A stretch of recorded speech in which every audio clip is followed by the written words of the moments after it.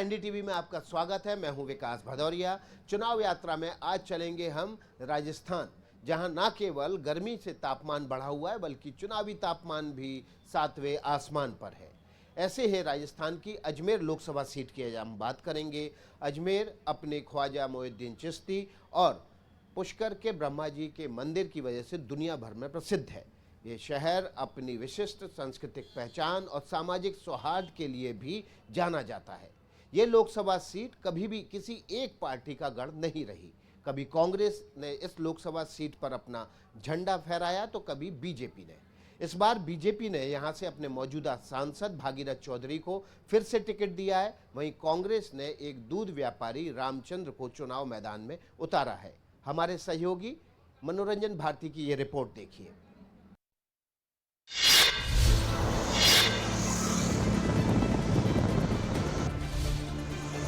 हल्की सी बरसात आती है, स्मार्ट सिटी में चैनलों या करोड़ों का खर्चा होने के बाद भी अजमेर की जो ड्रेनेज सिस्टम है बिल्कुल बिगड़ा हुआ है। देखा जाए तो पिछले 10 वर्ष में जो भारत ने उन्नति करी है उसका मुकाबला उस पर ये वोट होना चाहिए। खूबसूरत पहाड़ियों के बीच बसा अजमेर बहुत ही खूबसूरत शहर है। यहाँ दुनिया भर में मशहूर हजरत मोइनुद्दीन चिश्ती की प्रसिद्ध दरगाह है।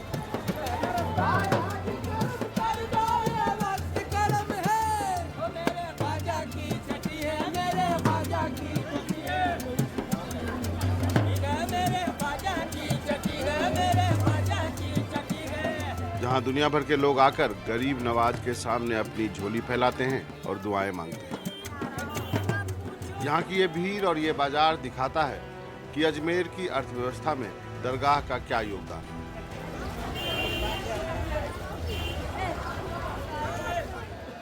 वहीं बगल में पुष्कर है जो ब्रह्मा मंदिर के लिए दुनिया भर में जाना जाता है। यहाँ दुनिया भर के पर्यटक आते हैं। अजमेर के लोग चाहते हैं कि काशी और उज्जैन की तर्ज पर पुष्कर का भी विकास किया जाए।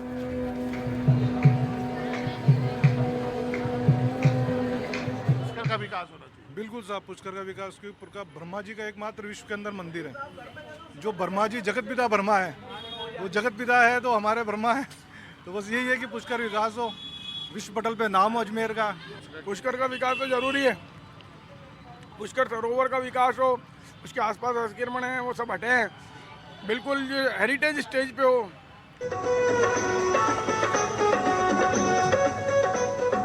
अब थोड़ी राजनीति की बातें कर लेते हैं। बीजेपी ने अजमेर से यहाँ के सांसद भागीरथ चौधरी पर फिर से भरोसा जताया। भागीरथ चौधरी 2003 और 2013 में अजमेर के किशनगढ़ से विधायक रहे और 2019 में लोकसभा का चुनाव 4 लाख वोटों से जीते। मगर 4 महीने पहले हुए विधानसभा चुनाव में कांग्रेस के प्रत्याशी विकास चौधरी से हार गए और तीसरे नंबर पर रहे। मगर फिर भी बीजेपी ने भागीरथ चौधरी पर भरोसा जताया और उन्हें लोकसभा का टिकट दिया है। भागीरथ चौधरी भी विधानसभा की हार का करवाहट भूलना चाहते हैं। चौधरी साहब, विधानसभा की गलती जनता नहीं दोहराएगी, आप ये देखिए, सच्चाई तो यह है कि भागीरथ चौधरी चुनाव नहीं लड़ रहा है, ये आम जनता चुनाव लड़ रही है। मैं पहले दफा देखा है, खुद ही जनता मतलब रात की 2-2 बजे तक घरों से निकल के आ रही है। तो मैं सोचता हूँ सिर्फ मेरा तो नाम है, ये तो जनता चुनाव लड़ रही है, कार्यकर्ता चुनाव लड़ रहे हैं, प्रधानमंत्री तो यही है। ये प्रधानमंत्री की वजह से तो सब मोदी मोदी मोदी कर रहे हैं। वहीं कांग्रेस ने रामचंद्र चौधरी को मैदान में उतारा है। रामचंद्र चौधरी 2 बार विधानसभा का चुनाव लड़ चुके हैं और हार भी चुके हैं। रामचंद्र चौधरी अजमेर जिला दुग्ध उत्पादन समिति का चुनाव पिछले 30 सालों से जीतते रहे हैं। अजमेर की सरस डेयरी पर उनका दबदबा है। पशुपालकों की तरफ से राजस्थान के पशुपालन में 5 रुपए सबसे पहले बजट दिया पशुपालकों को। राजस्थान के पूर्व मुख्यमंत्री अशोक गहलोत भी रामचंद्र चौधरी के समर्थन में अजमेर में सभा कर चुके हैं।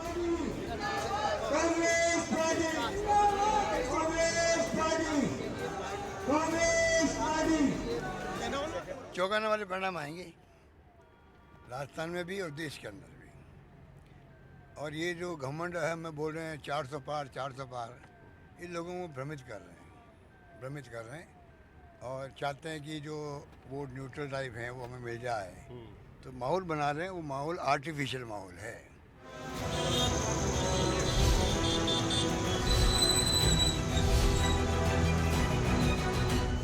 राजनीतिक लिहाज से बात करें तो अजमेर लोकसभा क्षेत्र को किसी पार्टी का गढ़ नहीं माना जा सकता है। 2009 में सचिन पायलट जीते,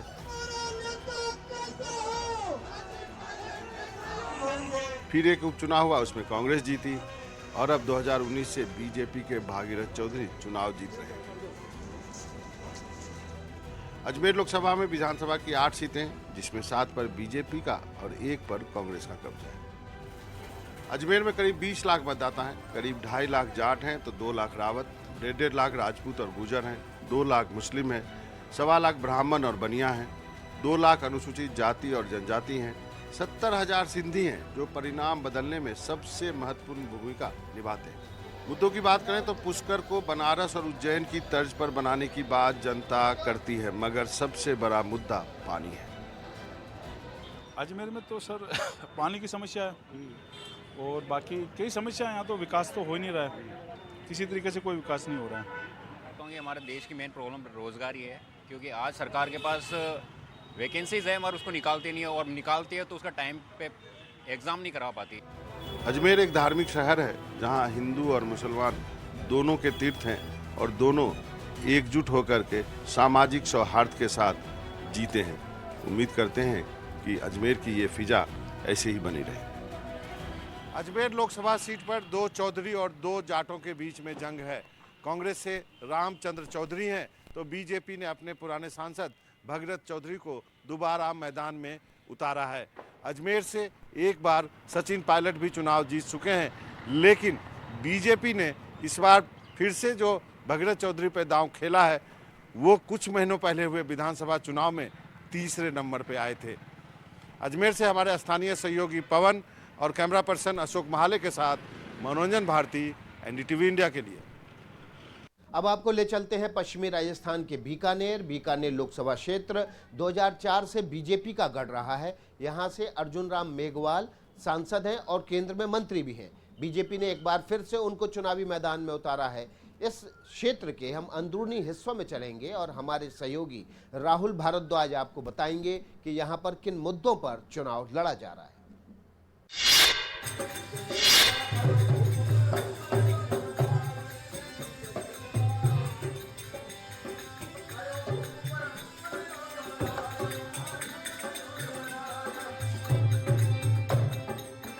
रंग रंगीलो राजस्थान की राजनीति और स्थानीय मुद्दों की खोज में हमारा सफर पहुंचा बीकानेर लोकसभा की लूण करंडसर विधानसभा में। ये इलाका जाट बाहुल्य है। यहाँ के जाट भवन परिसर में मौजूद शिव मंदिर में महिलाएं लोकगीत गाकर सुबह सुबह की शुरुआत कर रही हैं।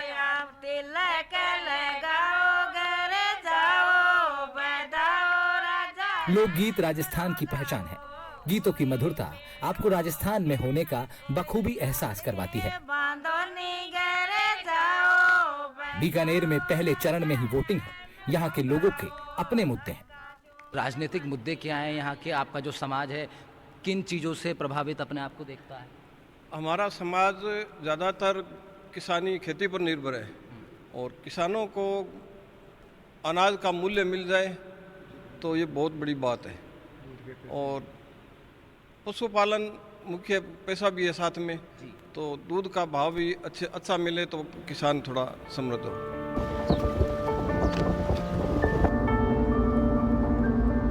लूण करंडसर के शहरी इलाकों से हम चले अब कई किलोमीटर अंदर राजस्थान की ढांडियों की ओर। ढांडी मतलब कुछ परिवारों का एक बसेरा।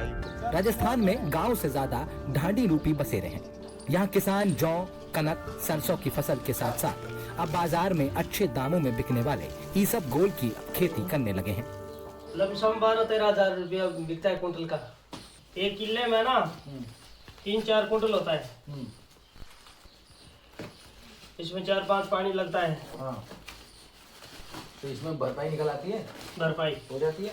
हाँ, ये है देखो। ये कहाँ बिकता है? ये मंडियों में। ये मंडियों में बिकेगा। क्या रेट बिकेगा? 12-13 हजार रुपए। 12-13 हजार रुपए कुंटल।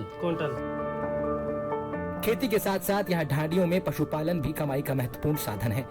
बेटियां यहाँ पशुपालन संभालने के साथ साथ अपनी पढ़ाई भी पूरी कर रही हैं। तो कितना घंटा देना पड़ता है यहाँ पे इन सब गायों की सेवा के लिए? सुबह 2 और सुबह शाम 2 टाइम करना पड़ता है और मेहनत तो खूब हो जाती है इसमें, बहुत ज्यादा। कितना दूध कितना है एक गाय है? 7-8 किलो एक के टोटल दूध कितनी का है? 20। पढ़ाई भी कर रहे हो साथ साथ? फर्स्ट ईयर में। अच्छा, कॉलेज शुरू हो गया। क्या चूज करा है आपने उसमें अपनी ग्रेजुएशन में? अभी तक तो कुछ नहीं। मतलब बीए चल रही है? फर्स्ट ईयर है। फर्स्ट ईयर में, ठीक है। तो आप कॉलेज में आप सब्जेक्ट कौन कौन से वो बताओ? आर्ट, उसमें भूगोल और राजनीति और इतिहास। गाँव के अंदर लड़कियाँ घर का काम भी करती हैं, खेत का काम भी करती हैं, और हमारे यहाँ घेर बोलते हैं इसको, जो जानवरों का एरिया, घेर का काम भी करती हैं। और फिर उसके बाद अब कुछ अपनी जो इनकी इच्छाएं हैं, पढ़ना चाहती हैं, नौकरी करना चाहती हैं, थोड़ा सफ़र करना चाहती हैं, दुनिया को समझना चाहती हैं, वो भी कर रही हैं। बीकानेर का इलाका काफी बड़ा है। यहाँ खाली धरती ज्यादा दिखती है, उस लिहाज से आबादी कम है। यात्रा का अगला पड़ाव था बीकानेर लोकसभा का मुनाफरसर गांव। लोगों का कहना है कि चुनाव से पहले तो नेता खूब आते हैं, लेकिन चुनावों के बाद दिखते ही नहीं। ये मुड़कर नहीं आएंगे यहाँ। हाँ, बस लास्ट है ये। राम जी नहीं आ रहे, ये कहाँ से आएंगे? अर्जुन राम जी भी 5 साल से एक बार आए थे, कोई नहीं आ रहे यहाँ। नहीं के बिल्कुल सच्ची सच्ची करें। भाई आवे तो है ही कौन नहीं, आने को तो नाम ही कौन नहीं, कुड़ी से क्यों बोला? अच्छा, इससे पहले कब आई थी ये पिछली बार? पहले आई नहीं, अब आवे कौन नहीं। पहले अर्जुन राम जी 5 साल पहले पिछले चुनाव में आए थे एक बार, उसके बाद नहीं आए। बीकानेर में पिछले 3 बार से बीजेपी जीतती आई है। बीजेपी के अर्जुन राम मेघवाल यहां से जीत की हैट्रिक लगा चुके हैं। 2009, 2014 और 2019 में मेघवाल यहां से जीते थे। इस बार भी अर्जुन राम मेघवाल बीजेपी की तरफ से मैदान में हैं। तो वहीं कांग्रेस की ओर से गोविंद राम मेघवाल प्रत्याशी हैं। अपनी संस्कृति और संगीत की तरह बीकानेर अपने खाने के लिए भी बहुत मशहूर है। यहाँ मिट्टी की खुशबू, खाट पर चौपाल, बाजरे की रोटी और लाल मिर्च की चटनी का मजा हमारी टीम ने भी लिया। वैसे देखना ये भी होगा कि चुनावी परिणामों के बाद अब किसको मिर्च लगेगी और किसको आ जाएगा खाने में स्वाद। बीकानेर से राहुल भारद्वाज के साथ bureau report, NDTV India.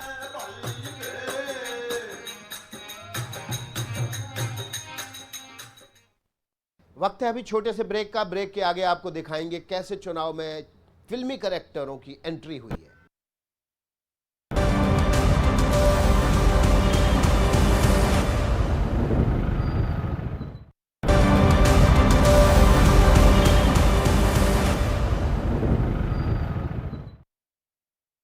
Break के बाद आपका स्वागत है। वक्त हो चला है चुनावी चकल्लस का। भारत में चुनाव किसी उत्सव से कम नहीं होते हैं। देश के अलग अलग हिस्सों में चुनाव के रंग बिरंगे तस्वीरें और रंग देखने को मिलती हैं। अब हम आपको दिखाते हैं कैसे नेता वोटरों को लुभाने के लिए न केवल डांस कर रहे हैं, बल्कि फिल्मी किरदारों की एंट्री इस चुनाव में हो चुकी है।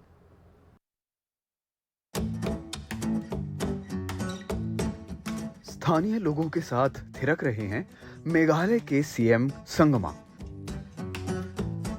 तस्वीरें तुरा शहर से आई हैं। दरअसल संगमा की बेटी अगाथा संगमा तुरा से मौजूदा सांसद भी हैं और एनपीपी की उम्मीदवार भी। तमिलनाडु के तंजावुर में डीएमडीके के उम्मीदवार शिवनेसन ने स्वादिष्ट मुरक्कू बेचा। मरियम्मन मंदिर में प्रार्थना के बाद वो मुरक्कू की दुकान पर गए और मंदिर से बाहर आ रहे लोगों को नमकीन बेचने में मदद की।